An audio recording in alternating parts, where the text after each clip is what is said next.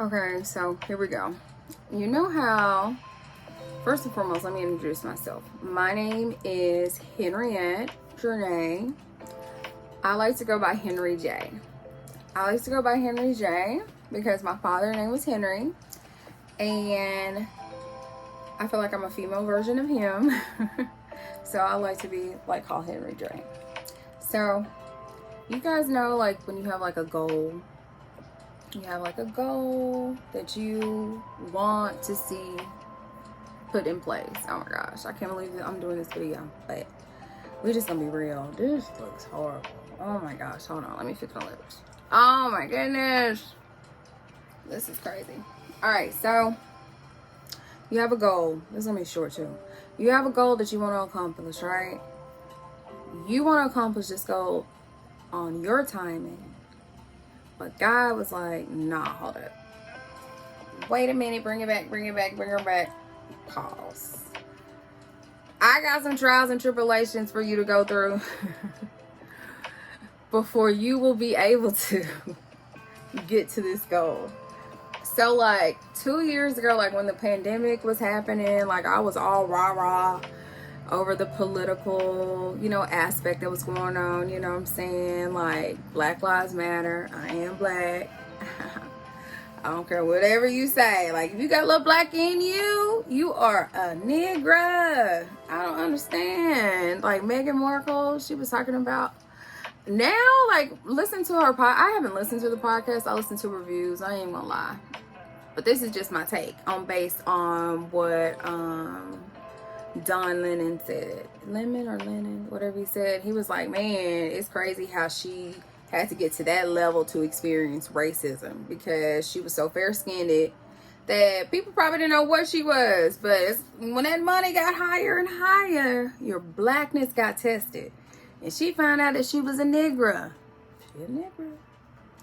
And how she took it. So now I'm thinking, like, I wonder what they were doing to her, because it's like, if this was your first time experience being black, was it something on my level of blackness, like what I endure and was it something like this level to me? Like, it really didn't matter. It's just like microaggressions and I'm kind of used to it. It is what it is.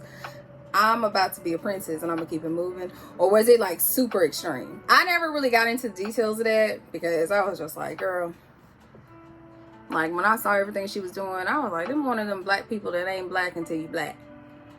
You black, you nigga. Anyway, back to this. So I was like, man, I can talk to people. I have great stories I can tell and everything. And I wanted to do a podcast like 2.5 years ago. I bought like equipment. I have some equipment back here still of it. I bought some equipment. I got a subscription. I got everything. I was getting everything together because I want to do my podcast because I had a voice and I want people to hear my voice. Well, I started doing a couple of episodes. I did like 2 or 3 episodes, whatever, right? And it was one of the last episodes that I had this guest on and we were talking about spirituality. And she was not of my race.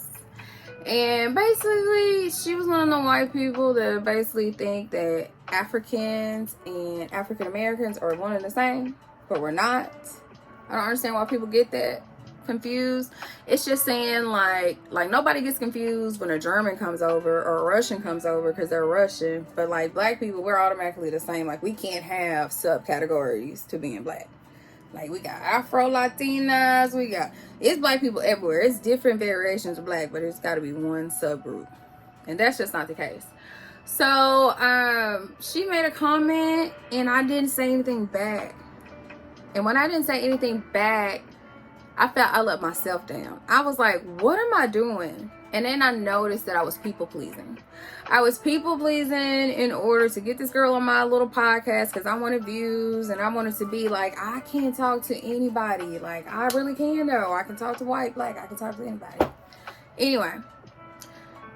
And I told God, I was like, man, I got to learn how to communicate. Like, my communication skills were stupidly bad. at that time. Stupidly bad at that time. So basically, I went through some trials and tribulations for the past few years, and I have learned how to talk. And God has transformed me, and I'm in this new stage in my life, and I am going to start doing this. And I'm learning just to go with the flow. Like, I ain't gonna do nothing fancy. I have a work from home job right now, which is, oh my goodness, like, God is so good. Like, for people like me, I'm an introvert on top of being an empath. I'm super, like, highly emotional, and I can absorb so much energy, like being like, and I'm a teacher, so for me to be in a school setting, it was a lot of energy being taken my way that I never knew until, like, I'm a special ed teacher, until like I started like messing with sensory and all that kind of stuff, because I, you know, specialize with kids with autism and stuff. And then I realized, like, oh my gosh, I'm a sensory person. Like, I'm a person, I just can't handle a lot of stimuli. That's just who I am. Like, in order to get the best out of me, I need to be in a calm, comforting environment. Like, right here in my apartment, which I love this. Like, God is so good. Thank you, thank you, thank you. But anyway, I just wanted to get back on shore that, hey, if you got a goal and God is saying pause. Sometimes God is saying pause. Not stop in the name, but pause, pause. Beep, beep, beep. I gotta go let you go through some things first before I can get you where you want to be. So, here's to the process, y'all. Oh my goodness, I did it. I like this. Oh, and it kept it cute and short. I like this, yes.